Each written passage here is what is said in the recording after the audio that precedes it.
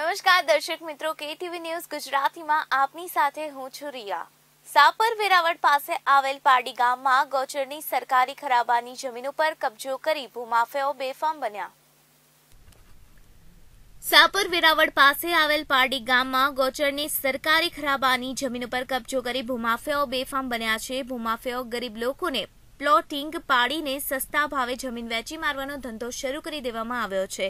પારડી ગામના જાગૃત નાગરિકે રાજકોટ જિલ્લા કલેક્ટરને આવેદનપત્ર આપી રજૂઆત કરવામાં આવી હતી, ત્યારે રાજકોટ કલેક્ટર તંત્ર દ્વારા ચેકિંગ હાથ ધરવામાં આવ્યું હતું, તેમજ લોધિકા તાલુકાના મામલતદાર કચેરીના મામલતદાર પણ જોડાયા હતા, તેમજ ડીડીઓ સાહેબ તપાસમાં જોડાયા હતા। પારડી ગામના આગેવાનો દ્વારા ભૂમાફિયાઓ સામે કડક કાર્યવાહી કરવામાં ન આવે તો આગળના સમયમાં આંદોલન કરવાની ચીમકી પણ ઉચ્ચારાઈ છે। પારડી ગામની જમીનમાં ગૌચરની જગ્યામાં આડેધડ બાંધકામ હાલે છે અને વેચાણ કરે છે લોકો, અને ગરીબ માણસોને કોઈ પણ ડુપ્લિકેટ આધાર પુરાવા બનાવીને ગરીબ માણસોને વેચાણ કરે છે ગૌચરની જગ્યાનું પ્લોટિંગ પાડીને। આજે છેલ્લા 2 વર્ષથી પારડી ગામના ખેડૂતો આ મુદ્દે પંચાયતથી માંડીને કલેક્ટર સુધી અવારનવાર મૌખિકમાં લેખિતમાં સામૂહિક રીતે રજૂઆત કરી, પણ કોઈ પણ જાતના કાયદેસરની કાર્યવાહી આ વેચાણ જે લોકો કરે છે એની ઉપર કરવામાં આવતી નથી। અને છેલ્લે જ્યારે આ ગરીબ લોકો ને ફસાવે છે અને એના મકાન જ્યારે પાડવામાં આવે ત્યારે છેલ્લે તો ગરીબ લોકો જ છેતરાય છે, પણ આ વેચાણ કરનારા હોય છે પૈસા બનાવીને નીકળી ગયા હોય છે, અને ખેડૂતોના રોડ રસ્તા કોઈ મૂકવામાં આવતા નથી। શેલા છે એને બુરીને એની ઉપર પ્લોટિંગ પાડીને વેચાણ કરવામાં આવે છે, છતાં પણ તંત્ર જાણે કોઈ દેખાતું જ ન હોય તંત્રને અવારનવાર રજૂઆત કરવા છતાં કોઈ પણ જાતની કાર્યવાહી કરવામાં આવતી નથી। હજી હાલની તકે આ કામ ચાલુ છે, અટકાવવામાં પણ આવતું નથી। નવું જે બાંધકામ છે એને અટકાવવામાં પણ આવતું નથી। અમે તંત્રને લગભગ 100 વખત કરતાં વધુ વખત રજૂઆત કરી કે બાંધકામ રસ્તાઓ પર હાલે છે, બાંધકામ અટકાવો।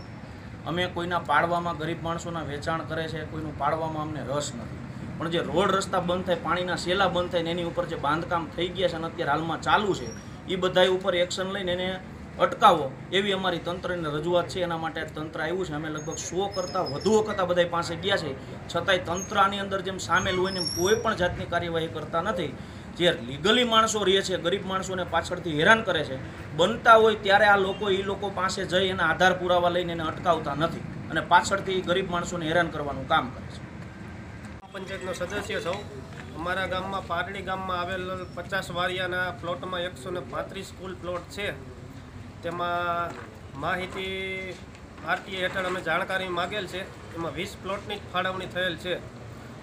20 પ્લોટ સિવાય અલાવા કુલ 135 પ્લોટમાં મકાન ઊભા છે, એ લોકોને બોગસ દસ્તાવેજ આપેલ છે। લોધિકા તાલુકા પંચાયતના હુકમ પણ આપેલ છે ડુપ્લિકેટ, અને કલેક્ટરની નેજા હેઠળ ચાલતું એવું અમને લાગે છે। અમે અનેક વખત કલેક્ટર તથા જિલ્લા વિકાસ અધિકારી ડીડીઓ સાહેબને પણ રજૂઆત કરેલ છે, તાલુકા વિકાસ અધિકારીને પણ રજૂઆત કરેલ છે, આ બાબતે મામલતદાર સાહેબને રજૂઆત કરેલ છે, કોઈ પણ પ્રકારનું એક્શન લેતા નથી।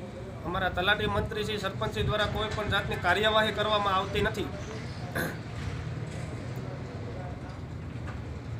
અમિતભાઈ કોણ છે? એ કાંઈ ખબર નથી। એટલે કેટલા પૈસામાં તમે લીધા? 1.5 લાખ। 1.5 લાખમાં? આ ગોચરની જગ્યા છે, તમને એવું કાંઈ દસ્તાવેજ કે કંઈ આપેલો? હા, ફાઇલ આપી છે। એટલે ફાઇલમાં શું છે? એ તો કંઈ ખબર બતાવો, તમે જોયું તો કાઢી નાખો। ओके हेलो बोलिए सर, ये गोचर का ज़मीन है और ज़मीन बेच रहा है, इसमें क्या है? खरेखर अपने जो सरकारी खराबा है उसके लिए जो भी एक्शन लेना है वो रेवेन्यू तंत्र को लेना होता है। गोचर की जो ज़मीन है उसमें पहले भी इसका लेटर्स वगैरह इसके बीच में पहले भी ये पुरानी रजूआत है तो चल रहा है, तो इस हिसाब से ये पंचायत के खाते में आता है। सो इस ज़मीन में जो भी डीडीओ डिप्टी डीडीओ लेवल से पंचायत के एक्शन के लेवल पे इनको लेना होगा। सो ये सारी टीम है, वैसे हम सब एक साथ है। बाकी अभी नए सिरे से मैंने जो जहाँ तक मुझे लगा है कि इनको एक DILR के लोग भी हैं साथ में, रफ स्केच बना के और वो आइडेंटिफाई किया जाए कि कितना कितना गोचर है, उसके बाद में फिर फाइनली अल्टीमेट सोल्यूशन है कि जो भी दबाण है उसको हटाया जाए। और फिर ये सब ज़मीन बेच रहा है लोग, भूमाफिया, इसके बारे में क्या आगे देखेंगे?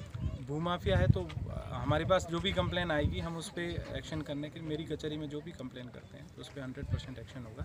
अब जिसका आपको भी अगर कुछ आइडिया है कि भाई ये जो लोग हैं जो गैर कायदेसर प्लॉटिंग कर रहे हैं, बेच रहे हैं, तो ऑफिस में यहाँ मेरी कचहरी में इन्फॉर्म करिए, पुलिस स्टेशन में आप कंप्लेन करवाइए, उसके ऊपर एक्शन होगा। वो 5-6 बार अगले बार भी अर्जी दिया था, उसके बारे में कोई पगला नहीं लिया। नहीं, उसके बारे में ये बहुत ही कॉम्प्लिकेटेड है, जैसा कि आप देख रहे हो, इतना सारा सब कुछ इलीगल कंस्ट्रक्शन है, तो एक जस्ट वन नाइट सॉल्यूशन नहीं हो सकता। इसके लिए बहुत एक स्ट्रेटेजी बना के प्लान वे में करना होगा। सो ये उसी प्रोसेस में चल रहा है कि पहले मीटिंग्स भी एक बार कलेक्टर साहब ने भी रात्रि रोकाण यहाँ पे किया है और अभी हम प्रोसेस कर रहे हैं। सो होपफुली अभी नेक्स्ट 1-2 स्टेप में हो जाएगा। आपका नाम सर? मैं डॉक्टर ओम प्रकाश हूँ, असिस्टेंट कलेक्टर। सर पहली बार यहाँ पे आए थे, आप नहीं थे, जानी साहब थे। उस टाइम पे यहाँ पे काम चालू था और 3-4 लोगों को रंगे हाथ पकड़ा था। उस पर क्या एक्शन हुआ, वो बता सकते हैं? मैं अवेयर नहीं हूँ क्योंकि वो जानी साहब थे, जैसे आपने बोला, मैं नहीं था। सो मुझे देखना पड़ेगा, फिर I will find out and I will tell you. KTV news Gujarati સાથે કમલેશ વાસાણી સાપર।